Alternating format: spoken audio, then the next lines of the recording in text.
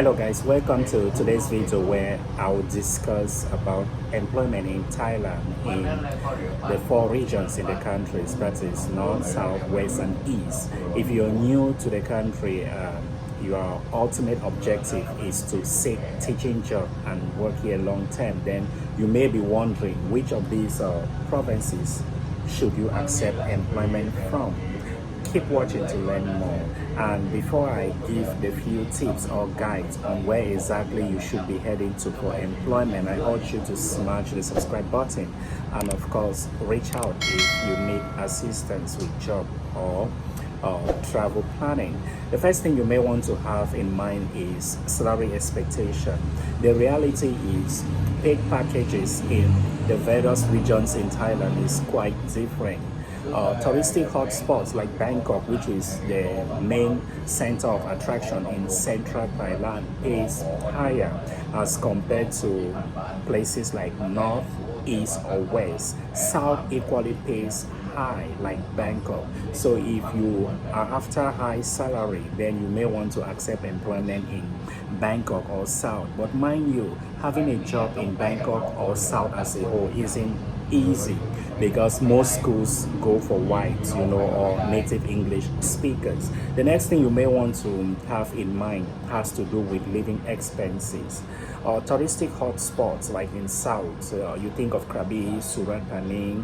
These places attract a lot of tourists, so life here is very expensive, and that partly explains why most schools pay more salary to teachers. So if you're heading to South, you should be willing to spend more. It equally applies to Bangkok, which is the main center of attraction in central Thailand. Life here is expensive because it's a capital city and many expats would prefer to live here.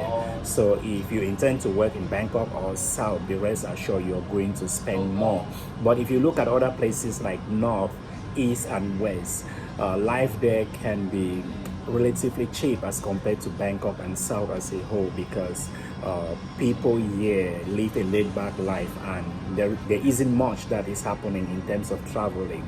Like if you look at North, the main center of attraction is Chiang Mai, and then you have other places like Chiang Rai. So life here is very affordable. And finally, you have to think of the workload. We are abroad and the truth is people would rather blend work with life, traveling, enjoyment, fun. So if this is you, then you may want to consider where to work at, because jobs in South, for example, demands a lot of time and commitment. In fact, in most of the schools, they expect teachers to be willing to work on weekends. So if you're somebody who would rather have your privacy and weekend time, then South might not be a place for you, because most schools require teachers to work on weekends.